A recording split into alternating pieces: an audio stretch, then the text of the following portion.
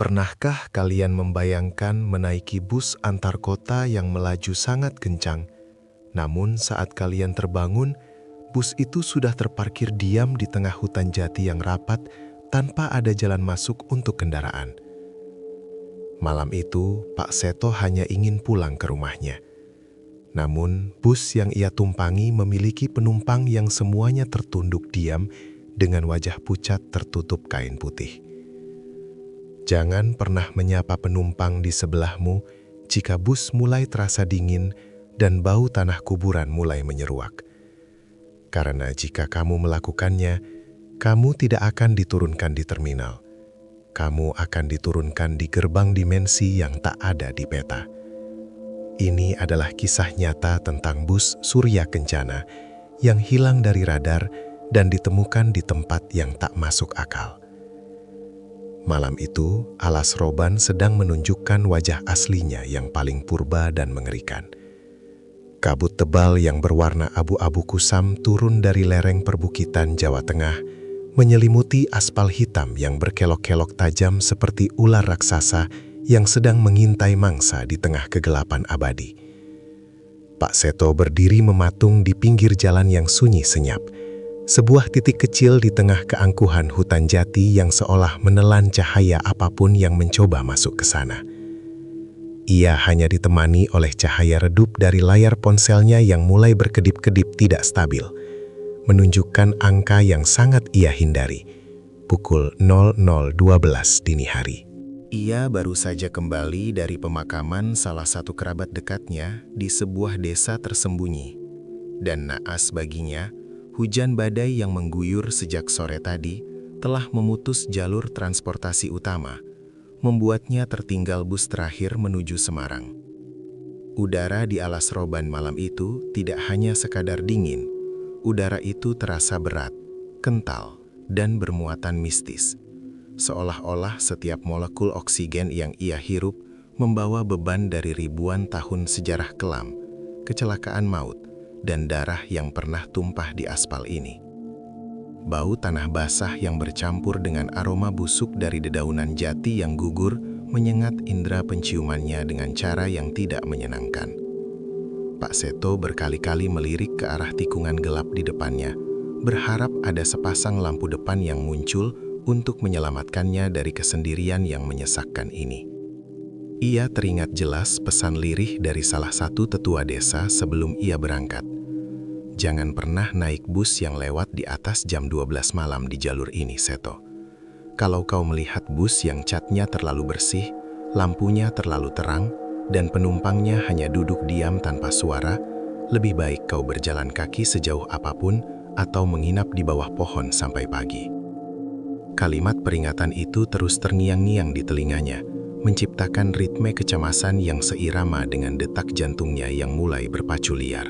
Setiap kali angin hutan berhembus, suara gesekan daun jati yang kering terdengar seperti bisikan ribuan orang yang sedang merintih kesakitan di kejauhan. Namun, rasa lelah yang luar biasa pada otot-otot kakinya dan kerinduan untuk segera bertemu anak istrinya di rumah mulai mengikis tembok pertahanan akal sehatnya. Ia meyakinkan diri sendiri bahwa itu semua hanyalah takhayul kuno yang dibuat-buat untuk menakut-nakuti pendatang.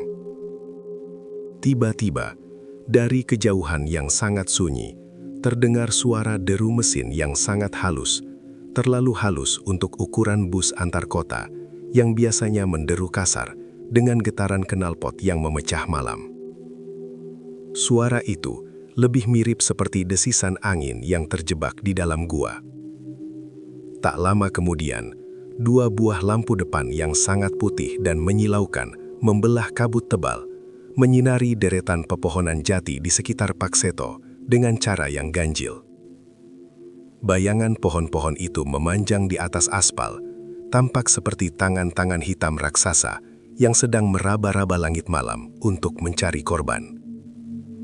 Sebuah bus berwarna putih mutiara yang mengkilap dengan tulisan Surya Kencana di bagian atas kacanya melambat secara presisi dan berhenti tepat di depan Pak Seto tanpa menimbulkan suara decit rem sedikit pun. Bus itu tampak sangat baru, seolah-olah baru saja keluar dari pabrik beberapa detik yang lalu. Catnya sangat mengkilap, tanpa noda debu. Bahkan bannya pun tampak hitam pekat, tanpa ada bekas lumpur alas roban. Sebuah hal yang mustahil, mengingat hujan deras baru saja reda.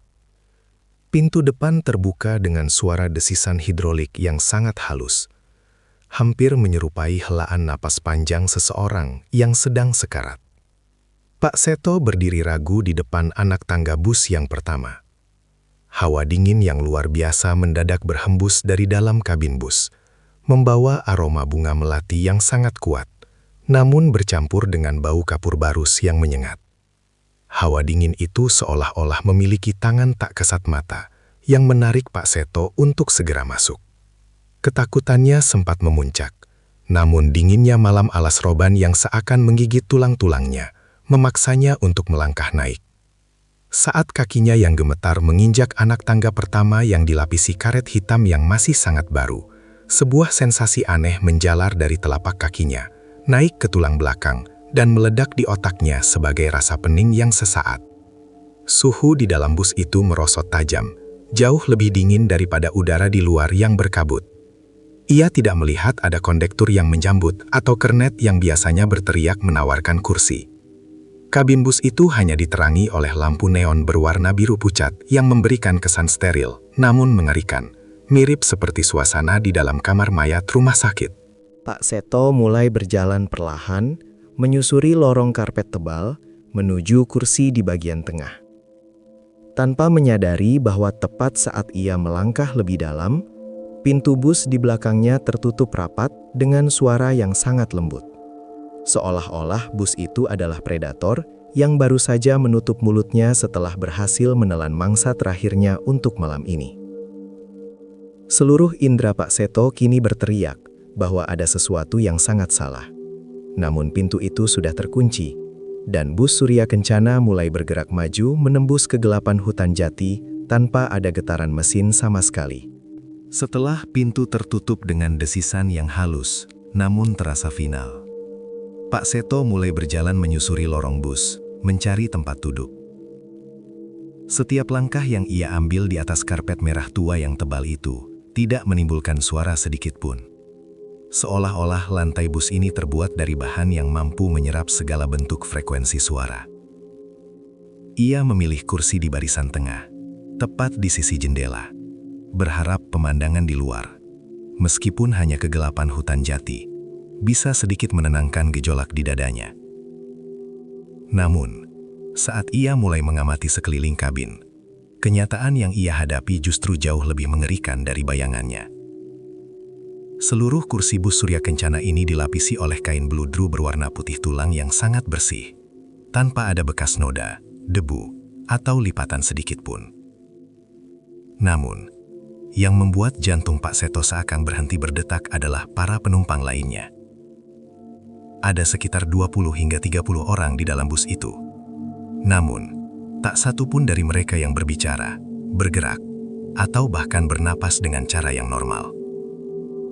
Mereka semua mengenakan pakaian serba putih yang seragam, dari kemeja, kebaya, hingga jas formal. Namun warna putihnya terasa pucat, mirip dengan warna kain kafan yang sudah lama disimpan di gudang lembab. Mereka semua duduk tegak sempurna, menghadap lurus ke depan dengan kepala sedikit menunduk. Seolah-olah mereka sedang dalam keadaan meditasi yang dalam, atau sedang menunggu instruksi dari sesuatu yang tak kasat mata. Pak Seto mencoba memberanikan diri untuk menyapa seorang pria yang duduk tepat di seberang jalurnya. "Malam, Pak. Bus ini langsung ke Terminal Terboyo ya?" tanya Pak Seto dengan suara yang gemetar. Pria itu tidak memberikan reaksi sedikit pun. Bahkan saat Pak Seto mencoba melambaikan tangan di depan wajahnya, mata pria itu tetap terbuka setengah, hanya memperlihatkan bagian putihnya yang keruh dan pecah-pecah, tanpa ada pupil yang fokus. Kulit wajah pria itu tampak seperti plastik yang dipanaskan, kaku dan tidak memiliki pori-pori manusia. Pak Seto mulai merasakan hawa dingin yang tidak masuk akal merayap dari lubang AC di atas kepalanya.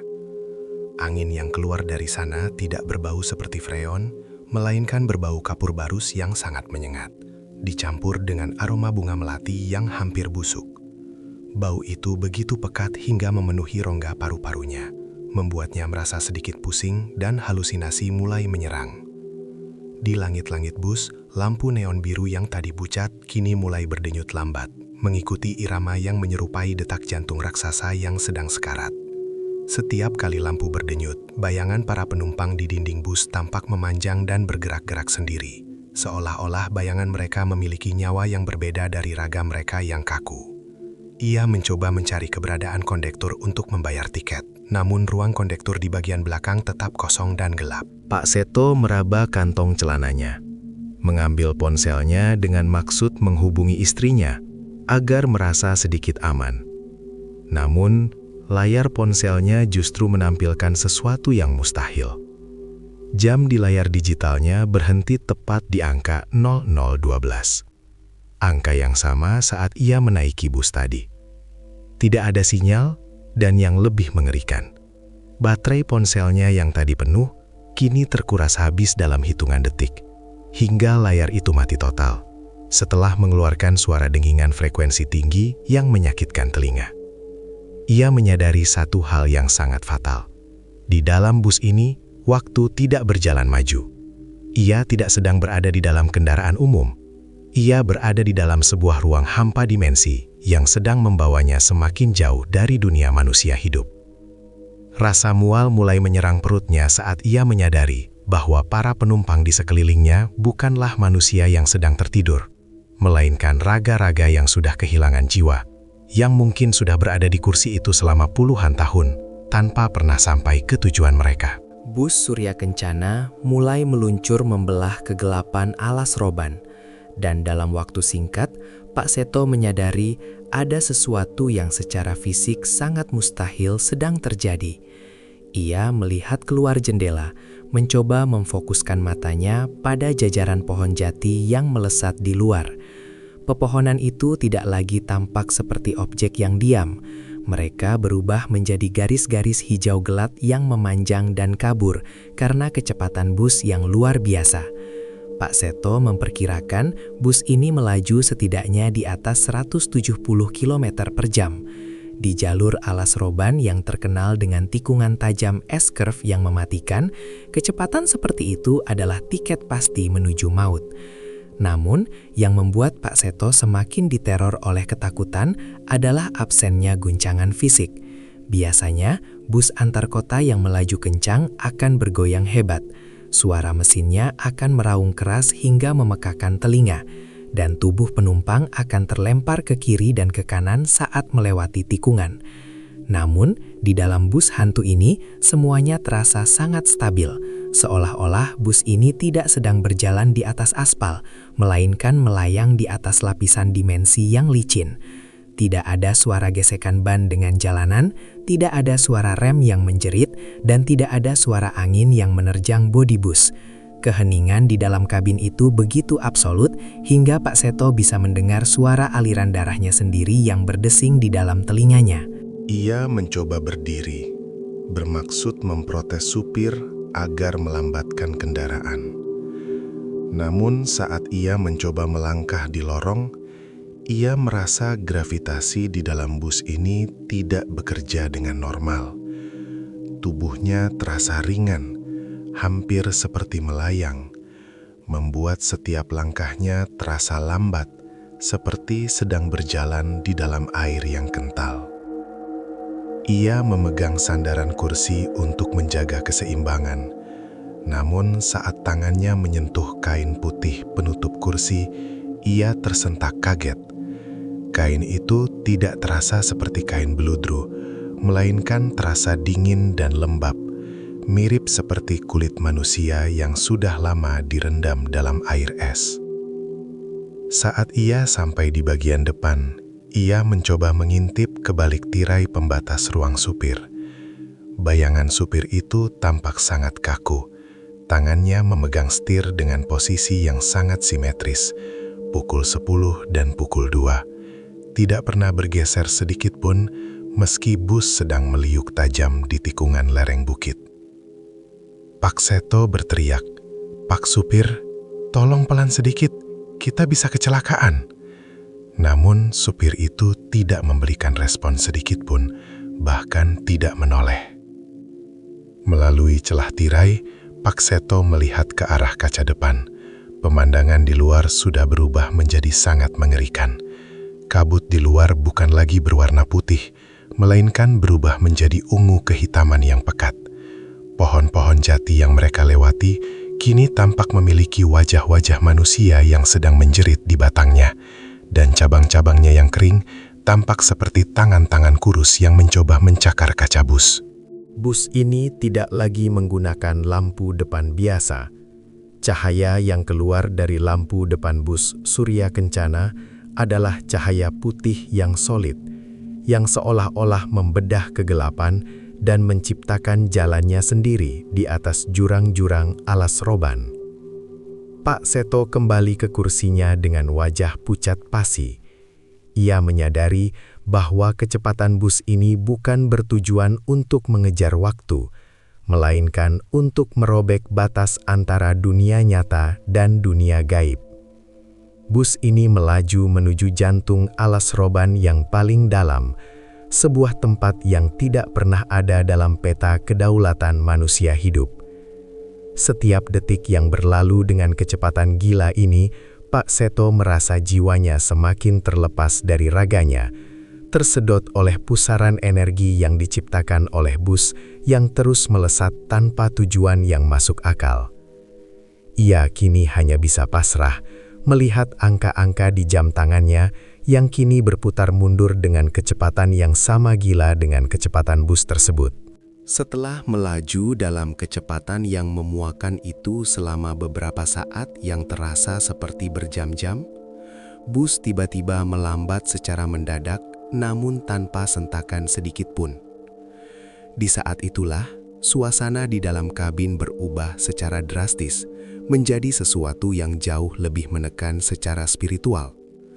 Bau kapur barus yang tadi menyengat kini perlahan memudar, digantikan oleh aroma bunga melati yang sangat pekat. Namun bukan aroma melati segar yang biasa ditemukan di pesta pernikahan. Ini adalah aroma melati yang sudah membusuk, yang bercampur dengan bau anyir darah dan tanah makam yang baru saja digali. Bau itu begitu kuat hingga Pak Seto merasa oksigen di sekitarnya menghilang, digantikan oleh uap dingin yang membuat dadanya terasa sesak dan perih. Tak lama kemudian, dari celah-celah lubang ventilasi AC di langit-langit, mulailah merayap turun asap putih yang tipis dan berputar-putar. Asap itu bukan asap mesin, melainkan asap kemenyan yang sangat tebal.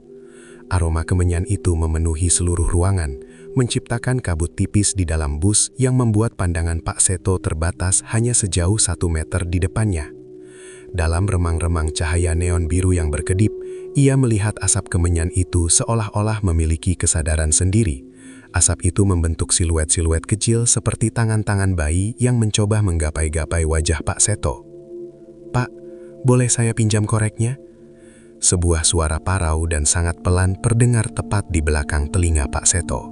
Pak Seto tersentak hebat hingga kepalanya menghantam jendela. Ia menoleh ke arah kursi di belakangnya yang ia yakini kosong sejak tadi. Kini, di sana duduk seorang wanita tua dengan rambut putih panjang yang sangat kaku menutupi seluruh wajahnya hingga hanya menyisakan bagian dagu yang kulitnya tampak terkelupas. Wanita itu mengenakan kebaya putih yang sangat kusam dan dipenuhi oleh bercak-bercak hitam mirip jamur. Bau melati busuk itu tampaknya berasal dari tubuhnya. Wanita itu memegang sebuah bakaran kemenyan kecil yang terbuat dari tanah liat di pangkuannya. Asapnya terus mengepul naik memenuhi kabin. Pak Seto mencoba menjawab, namun lidahnya terasa keluh, seolah-olah seluruh otot di mulutnya telah membeku. Ia melihat ke arah penumpang lain di barisan depan. Kini, semua penumpang berbaju putih itu mulai bereaksi terhadap asap kemenyan tersebut. Mereka yang tadi diam mematung, kini mulai menggoyangkan tubuh mereka secara perlahan ke kiri dan ke kanan, menciptakan gerakan kolektif yang sangat sinkron dan mengerikan.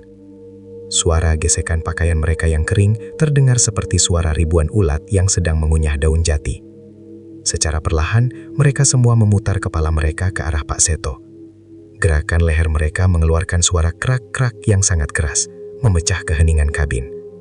Mata para penumpang itu kini berubah. Cairan hitam kental seperti oli mulai mengalir keluar dari rongga mata mereka yang tadi kosong, membasahi pakaian putih mereka yang suci. Mereka semua menatap Pak Seto dengan tatapan yang penuh dengan rasa lapar akan kehidupan. Bau kemenyan itu kini bercampur dengan bau belerang yang sangat tajam, menciptakan atmosfer yang menyerupai pintu masuk neraka.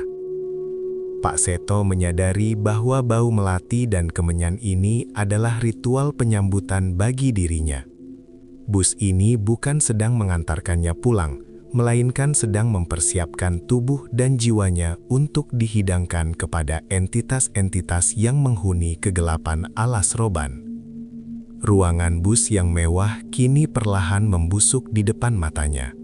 Karpet merah berubah menjadi tanah berlumpur, dan dinding stainless steel berubah menjadi tumpukan tulang-tulang yang disusun rapi.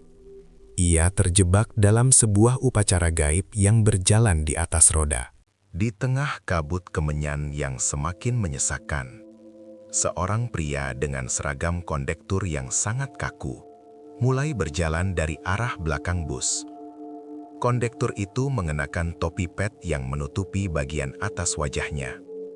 Namun dari cahaya neon yang berkedip, Pak Seto bisa melihat bahwa bagian bawah wajah kondektur itu sama sekali tidak memiliki kulit. Hanya otot-otot merah yang berdenyut dan rahang yang terus bergerak-gerak, seperti sedang mengunyah sesuatu yang keras. Langkah kakinya tidak menimbulkan suara, namun kehadirannya membawa hawa kematian yang begitu pekat, hingga Pak Seto sulit untuk bernapas. Kondektur itu berhenti di setiap baris kursi, melakukan gerakan tangan yang sangat ganjil. Ia seolah-olah sedang merobek sesuatu dari dada para penumpang berbaju putih itu. Setiap kali kondektur itu melakukan gerakan tersebut, para penumpang akan mengeluarkan rintihan kecil yang terdengar seperti suara angin yang terjepit di dalam pipa. Akhirnya, kondektur itu sampai di samping kursi Pak Seto. Ia berdiri diam selama hampir 1 menit, menciptakan ketegangan yang membuat Pak Seto ingin berteriak, namun suaranya hilang di tenggorokan. Secara perlahan, kondektur itu menyodorkan selembar tiket kecil berwarna putih pucat. Saat Pak Seto melihat tiket itu, ia merasa seluruh tubuhnya bergetar hebat. Tiket itu tidak terbuat dari kertas. Teksturnya terlihat sangat elastis, tipis, dan memiliki pori-pori. Itu adalah tiket yang terbuat dari kulit manusia yang masih segar. Di atas tiket tersebut, tertera tulisan yang dibuat menggunakan cairan merah kental yang masih basah dan berbau amis darah. Tulisan itu berbunyi, "Trayek abadi alas roban. Perhentian terakhir. Tarif, sisa hidup. Bayar, ongkosmu." Sekarang, suara kondektor itu terdengar seperti gesekan 2 bilah pedang yang berkarat, menggema langsung di dalam kepala Pak Seto. "Saya punya uang, ini, ambil semuanya." Pak Seto meraba dompetnya dengan tangan yang gemetar hebat, mengeluarkan beberapa lembar uang ratusan ribu. Namun saat uang itu menyentuh tangan kondektor, uang tersebut seketika berubah menjadi tumpukan daun jati kering yang hangus terbakar. Kondektor itu menggeleng perlahan. Gerakan lehernya mengeluarkan suara tulang yang patah. Ia kemudian meraih tangan kanan Pak Seto dengan cengkraman yang sedingin es dan sekuat besi. Pak Seto berteriak kesakitan saat kondektor itu menempelkan tiket kulit tersebut ke telapak tangannya. Seketika, rasa panas yang luar biasa membakar tangannya. Tiket itu seolah-olah hidup. Ia mulai menyatu dengan kulit Pak Seto. Pembuluh darah merah di tiket itu mulai merambat masuk ke dalam nadi Pak Seto. Pak Seto melihat dengan ngeri saat kulit di lengannya mulai mengeriput secara mendadak. Garis-garis penuaan muncul di wajahnya dalam hitungan detik. Ia merasa energinya terkuras habis, penglihatannya mulai kabur, dan rambutnya yang hitam mulai berubah menjadi putih keabu-abuan.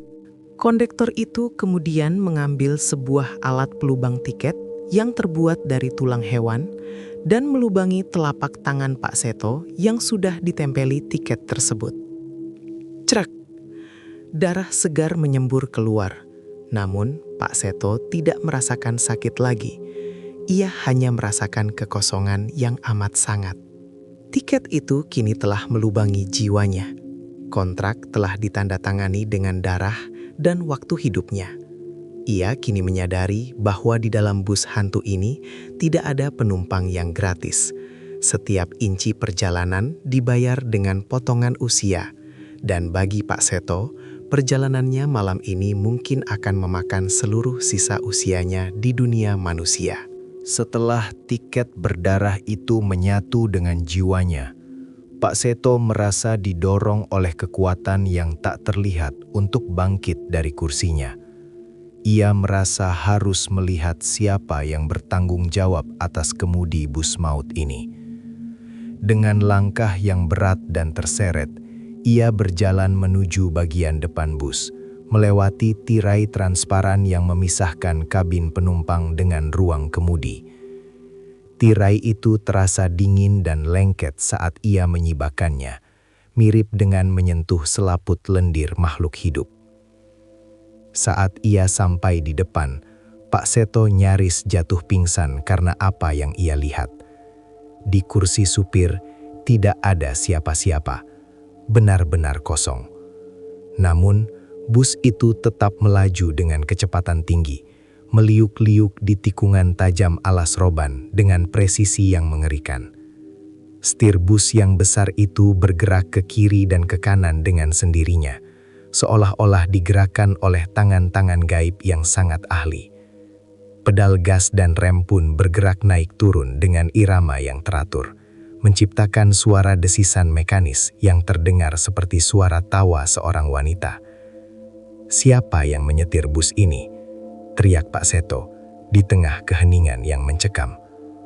Ia kemudian melirik ke arah kaca spion tengah yang tergantung di atas dashboard. Di dalam pantulan spion itu, pemandangan berubah total. Di dalam cermin, kursi supir itu tidak kosong. Di sana duduk seorang pria mengenakan seragam supir kuno dari era kolonial Belanda, lengkap dengan topi pet hitam yang kusam. Namun, bagian atas kepalanya hilang, seolah-olah telah tertebas oleh sesuatu yang tajam. Meskipun tidak memiliki mata, supir di dalam cermin itu tampak sedang menatap tajam ke arah Pak Seto melalui pantulan tersebut.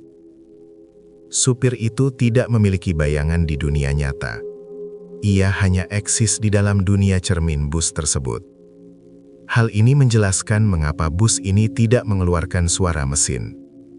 Supir tanpa bayangan ini tidak menggerakkan bus di atas aspal fisik, melainkan ia menarik bus ini melalui bayangan-bayangan pohon jati yang berderet di sepanjang alas roban. Di dalam cermin, Pak Seto melihat tangan supir itu tidak terbuat dari daging, melainkan dari jalinan akar pohon jati yang bergerak-gerak lincah memutar setir. Tiba-tiba, supir di dalam cermin itu berbicara. Suaranya tidak keluar dari mulutnya, melainkan keluar dari speaker dashboard bus yang mulai mengeluarkan cairan merah kental. "Kau adalah navigasi kami yang baru, Seto. Mata manusiamu akan membantu kami menembus kabut terakhir." Seketika, bus itu melakukan manuver yang sangat tidak masuk akal. Bus itu tiba-tiba berputar 180 derajat di atas aspal tanpa menghentikan kecepatannya, melaju mundur dengan kecepatan yang semakin gila. Pak Seto merasa otaknya seolah-olah terpelintir di dalam kepalanya. Cahaya lampu jalan di luar kini berubah menjadi garis-garis merah darah yang mengikat bodi bus, menariknya keluar dari jalur utama alas roban menuju sebuah jalan setapak gaib yang hanya terdiri dari kabut dan kegelapan. Supir tanpa bayangan itu mulai tertawa. Sebuah suara yang terdengar seperti suara kayu yang patah berulang-ulang, menandakan bahwa Pak Seto bukan lagi sekadar penumpang, melainkan bagian dari instrumen kemudi yang akan membimbing bus hantu ini menuju tempat peristirahatan terakhir yang tak pernah ada di peta manusia hidup. Terdorong oleh rasa pening yang luar biasa akibat gravitasi yang terbalik, Pak Seto terhuyung kembali ke kursinya. Ia berharap bisa menutup mata dan bangun dari mimpi buruk ini. Namun saat ia duduk, penumpang yang berada di sebelahnya mulai menunjukkan perubahan yang mengerikan. Penumpang itu, seorang wanita muda dengan kebaya putih yang awalnya tampak rapi, kini mulai bergerak dengan gerakan yang patah-patah, mirip seperti boneka kayu yang talinya ditarik secara paksa. Suara sendi-sendinya yang berderak terdengar sangat keras di tengah keheningan bus. Wanita itu perlahan menoleh ke arah Pak Seto. Saat wajahnya terlihat, Pak Seto ingin menjerit, namun suaranya tertahan di kerongkongan. Setengah dari wajah wanita itu sudah hilang, memperlihatkan tulang tengkorak yang sudah menghitam dan ditumbuhi lumut-lumut gaib yang bercahaya redup. Mata kirinya yang masih ada tidak lagi memiliki pupil, melainkan berisi sebuah jam saku kecil yang jarumnya berputar berlawanan arah dengan sangat cepat. "Dingin sekali ya, Pak. Di sini waktu tidak pernah berakhir," bisik wanita itu. Suaranya bukan seperti suara manusia, melainkan seperti suara ribuan ulat yang sedang menggerogoti kayu kering. Wanita itu kemudian meraih lengan Pak Seto dengan tangannya yang hanya terdiri dari tulang dan sisa-sisa daging yang membusuk. Sentuhannya meninggalkan sensasi terbakar yang luar biasa dingin. Pak Seto melihat pakaiannya di bagian yang disentuh wanita itu mulai berubah warna menjadi abu-abu dan hancur menjadi debu. Penumpang-penumpang lain di seluruh bus kini juga mulai beraksi. Mereka semua berdiri secara perlahan, melakukan gerakan rukuk yang dalam ke arah Pak Seto, seolah-olah sedang menyembah mangsa baru mereka. "Kami semua, dulunya seperti kau, terburu-buru pulang, melupakan doa." Salah seorang penumpang pria di barisan depan berbicara, suaranya keluar dari lubang besar di perutnya yang terbuka. Kini, interior bus mulai menunjukkan wujud aslinya yang paling kelam. Lantai bus yang tadi berkarpet tebal berubah menjadi tumpukan rambut manusia yang masih basah dan berbau anyir. Kursi-kursi beludru berubah menjadi nisan-nisan batu yang dingin. Bus Surya Kencana ini ternyata adalah sebuah pemakaman berjalan yang mengumpulkan jiwa-jiwa yang tewas di jalur alas roban dari berbagai dekade yang berbeda. Pak Seto menyadari bahwa wanita di sebelahnya adalah korban kecelakaan bus tahun 80-an, dan pria di depan adalah korban truk tahun 90-an. Wanita itu mulai membuka mulutnya lebar-lebar, dan dari dalam kerongkongannya merangkak keluar ratusan kelabang hitam yang langsung menyebar di atas lantai bus menuju ke arah kaki Pak Seto. "Jadilah bagian dari kami, Seto. Jangan melawan. Di sini kau tidak perlu takut akan hari esok, karena hari esok tidak akan pernah datang." Pak Seto mencoba menendang kelabang-kelabang itu. Namun kakinya terasa berat, seolah-olah telah menyatu dengan lantai bus yang terbuat dari rambut. Ia sedang dikepung oleh memori-memori kematian yang haus akan teman baru untuk berbagi penderitaan di dalam trayek abadi yang terkutuk ini. Harapan Pak Seto untuk menemukan jalan keluar semakin sirna saat bus Surya Kencana tiba-tiba keluar dari aspal jalan raya dan meluncur lurus ke arah barisan hutan jati yang sangat rapat. Secara logika, bus sebesar itu tidak akan mungkin bisa melewati celah di antara pohon-pohon jati raksasa yang jaraknya hanya beberapa jengkal. Pak Seto menutup matanya rapat-rapat, melindungi wajahnya dengan tangan, menunggu dentuman hebat yang akan mengakhiri hidupnya. Hus. Namun, tidak ada suara tabrakan.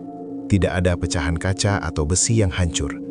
Yang ada hanyalah sensasi dingin yang sangat tajam yang melewati seluruh tubuh Pak Seto, seolah-olah ia sedang didorong melalui tumpukan salju yang sangat tipis. Saat ia memberanikan diri membuka mata, Ia melihat sebuah pemandangan yang mustahil. Bus itu melaju menembus batang-batang pohon jati raksasa, seolah-olah pohon-pohon itu terbuat dari asap atau cahaya. Setiap kali bus melewati bagian tengah pohon, Pak Seto bisa melihat struktur di dalam kayu jati tersebut. Bukan serat kayu biasa, melainkan jalinan saraf-saraf berwarna merah yang berdenyut, mengalirkan cairan hitam yang mirip dengan darah bus tersebut. Hutan ini adalah bagian dari kita. Suara supir tanpa bayangan bergema di seluruh kabin. Kini terdengar lebih berat dan berwibawa. Di luar jendela, Pak Seto melihat wajah-wajah manusia muncul di permukaan kulit pohon jati yang mereka lewati. Wajah-wajah itu tampak sedang tidur dengan tenang di dalam kayu. Mata mereka tertutup rapat, namun bibir mereka terus menggumamkan doa-doa dalam bahasa kuno yang tidak dimengerti bagus. Bus terus melaju semakin dalam ke bagian hutan yang tidak pernah tersentuh cahaya matahari selama berabad-abad. Udara di luar berubah menjadi warna hijau neon yang suram, menerangi dasar hutan yang dipenuhi oleh tulang belulang kendaraan yang pernah hilang di alas roban. Bus itu kemudian melambat di depan sebuah pohon jati yang ukurannya 10 kali lipat lebih besar dari pohon lainnya, yang dikenal sebagai jati pengantin. Di akar pohon raksasa itu terdapat sebuah lubang gelap yang menyerupai mulut. Tanpa ragu, bus Surya Kencana meluncur masuk ke dalam lubang tersebut. Di dalam sana, Pak Seto melihat ribuan kabel organik yang menyerupai usus menggantung dari langit-langit gua kayu. Kabel-kabel itu langsung menempel pada bodi bus, menghisap sisa-sisa energi listrik dari lampu-lampu bus. Pak Seto merasa tubuhnya semakin lemas. Ia melihat warna kulitnya sendiri kini berubah menjadi pucat keabu-abuan, persis seperti warna kulit penumpang berbaju putih di sekelilingnya. Ia menyadari bahwa bus ini bukan sekadar kendaraan gaib, melainkan sebuah sel dari organisme raksasa alas roban. Bus ini bertugas mencari nutrisi berupa jiwa manusia yang tersesat untuk dibawa kembali ke jantung hutan.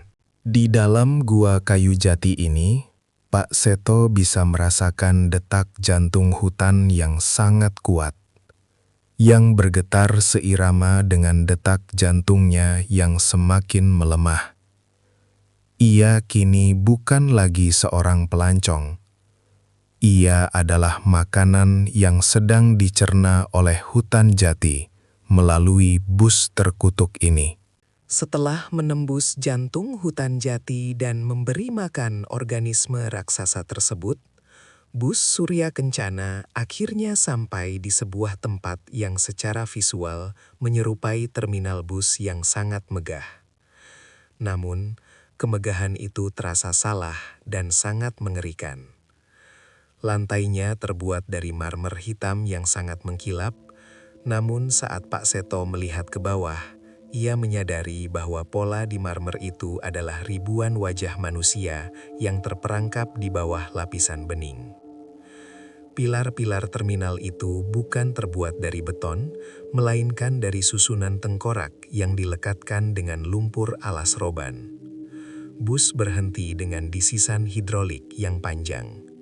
Pintu terbuka, dan untuk pertama kalinya sejak Pak Seto naik, para penumpang berbaju putih itu mulai berdiri secara serempak. Tanpa suara, tanpa ekspresi, mereka berjalan keluar satu persatu. Pak Seto melihat mereka berjalan menuju ke arah kegelapan di luar terminal, di mana terdapat barisan pintu-pintu kayu kuno yang berjajar tanpa ujung. Setiap penumpang masuk ke dalam satu pintu, dan pintu itu langsung menghilang menjadi asap. Terminal terakhir, Seto, turunlah. Kondektur tanpa kulit wajah itu kini berdiri tepat di depan Pak Seto, menyodorkan tangannya yang berlubang. "Ini bukan terminal, ini kuburan," teriak Pak Seto, mencoba mundur ke arah belakang bus. Namun, bagian belakang bus kini telah berubah menjadi dinding akar yang solid. Pak Seto dipaksa keluar oleh kekuatan magnetis yang tak terlihat. Saat kakinya menyentuh lantai terminal marmer wajah, ia merasakan jeritan-jeritan halus dari bawah telapak kakinya. Ia melihat ke arah papan jadwal keberangkatan yang besar. Di sana, semua tulisan menggunakan bahasa yang tidak ia mengerti.